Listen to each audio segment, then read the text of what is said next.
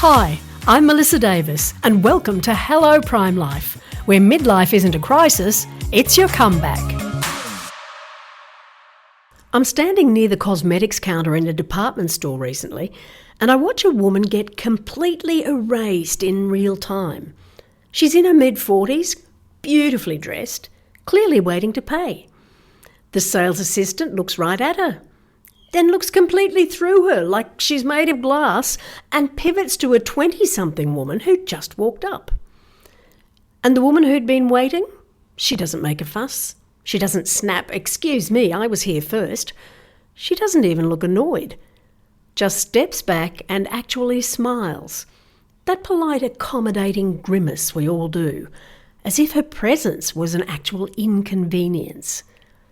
And I thought, when did we start apologising for existing? A friend told me recently about her own version of this. Ignored at a bar, then called ma'am in a store, which ticked her off even more because ma'am sounds less like a polite title and more like a gentle nudge towards the clearance rack. If you've ever felt overlooked in a room full of people, if you've started sentences with, "I might be wrong, but," when you know damn well you're right, if you've looked around and wondered, when did I disappear? This episode is for you. Because what nobody tells you about being invisible is this. It might just be the most liberating thing that ever happened to you. It's the moment you realise that past your prime is an absolute lie. There is no use-by date on your potential, and the cultural timeline you've been measuring yourself against is completely made up. When the world stops watching to see if you're behaving, you finally get to do whatever you want. Let's be honest about what we're up against. We're living in a culture obsessed with youth. Every anti-aging ad features a woman young enough to be your daughter, not a wrinkle in sight, smearing miracle cream on her flawless face while promising you can look ageless. Please. Every article about aging gracefully is really code for please get older without making a fuss. Aging gracefully? How about aging disgracefully with opinions, boundaries, and zero apologies? Society tries to convince you that your value shrinks with every candle on your birthday cake, that wanting more at this stage makes you selfish, that restlessness means you're having a crisis. But if there's one thing I know, it's this.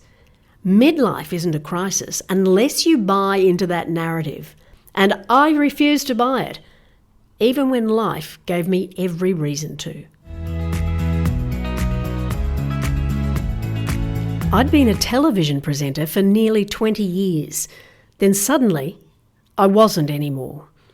When the network restructured, my show wasn't renewed. One day I was in the spotlight. The next, I was just another woman in her 40s that the world had stopped seeing. What nobody tells you about that kind of shift, it wasn't about missing the limelight or the recognition.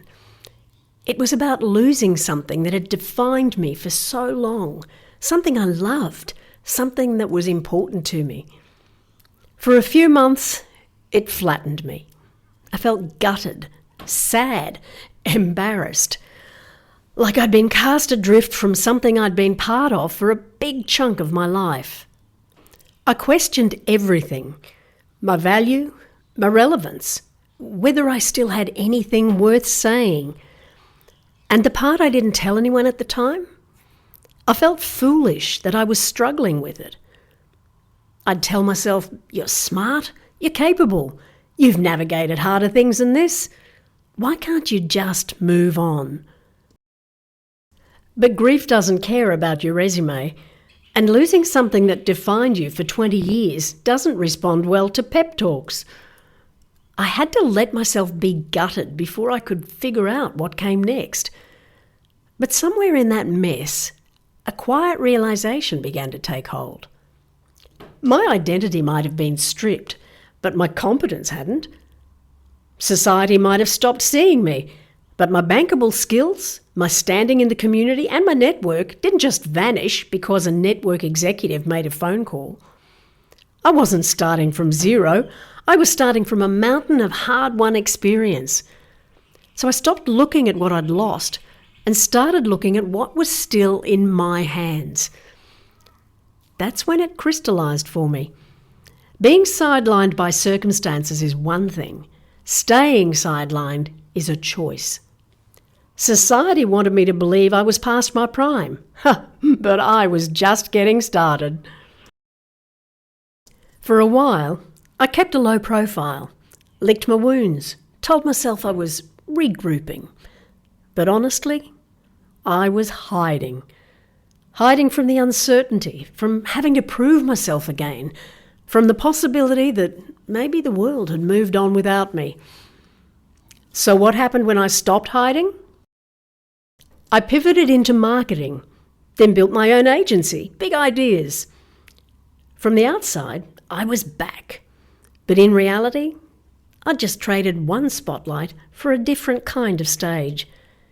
Everyone saw the success, the nationwide client roster, the accolades, the impressive portfolio and growing reputation.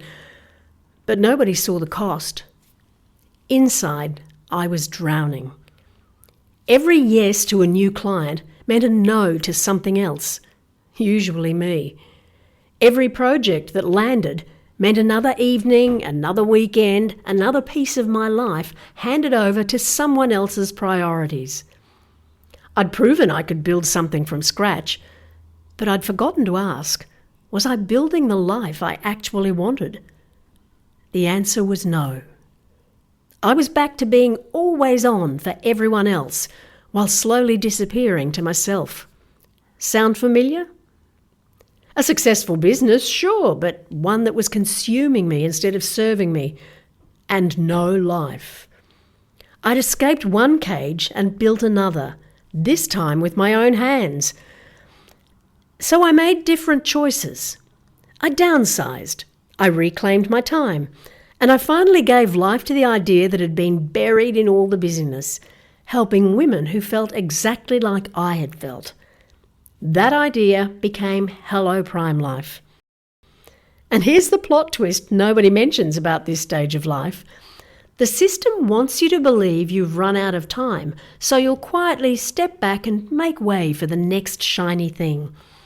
But when you stop buying into their timeline, you discover the truth. You aren't past your prime, you're just getting started too. Here's what I learned through all this. Invisibility isn't the curse you think it is. And some of it, you created it yourself.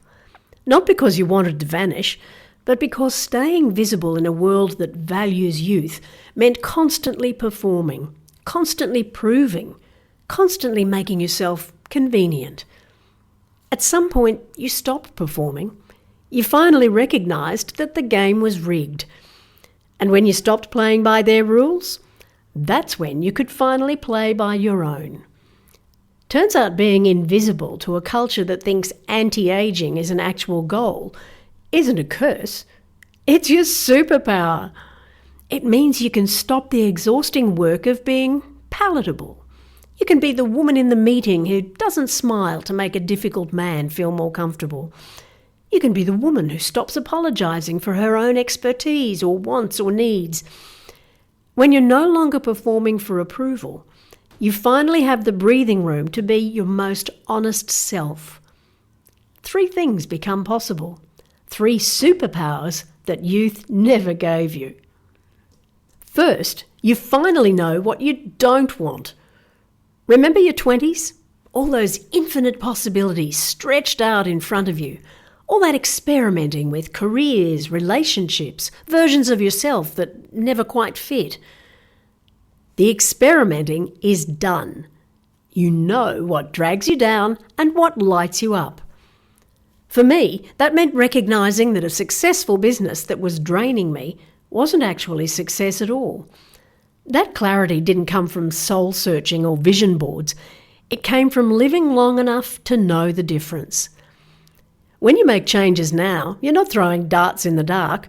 You're making informed choices based on years of experience. Every choice from here can be sharper, more intentional, and less about proving yourself to anyone else. Second, you have breathing room. Maybe the kids need you less. Maybe the mortgage feels more manageable. Or you've just reached that liberating point where your well-being matters more than other people's opinions.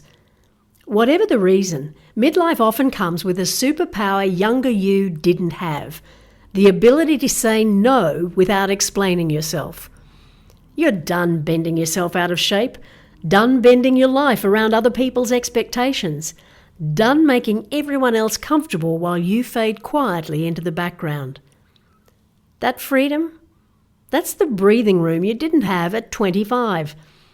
At 25, saying no meant explaining yourself, justifying, apologising. At 45, no is a complete sentence. That shift alone changes everything. And third, your experience isn't baggage, it's your edge. All that hard-won know-how you've got under your belt, it's not outdated, it's valuable. Every challenge you've navigated, every skill you've developed, every lesson you've learned, it's all still there, ready to be applied to whatever comes next. When I walked away from big ideas, I didn't throw away decades of TV experience and business building expertise. I redirected it towards something that left room for me too. That's what experience gives you: the clarity to know what you won't sacrifice anymore, and the confidence to rebuild around what matters. You're not starting over.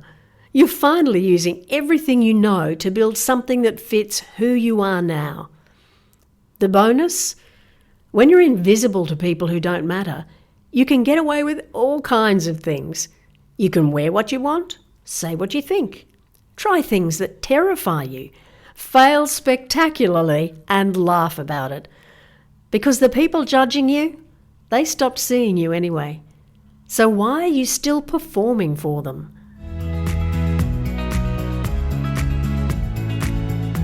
This is your moment of arrival. Not because you've reached a destination, but because you've finally stopped editing yourself for a world that isn't even looking. That spark you think you've lost? It's not gone. You've just been directing it at everyone else for so long, you forgot what it feels like to turn it back on yourself. So consider this. When you stop living for the world's approval and start living for your own, what shifts? What would you try if nobody was watching? What would you say if you stopped second-guessing yourself? What would you create? And the real question? How much longer are you willing to wait? Because the world's not suddenly going to decide you matter. You have to decide that for yourself. Not when you feel ready, not when circumstances are perfect, not when the kids are finally settled or you've figured it all out. Decide it today. Your 40s, 50s and beyond aren't an expiry date. They're when you finally come into your own. This is your time to ask, how do I want the rest of my life to feel? And then actually build it that way.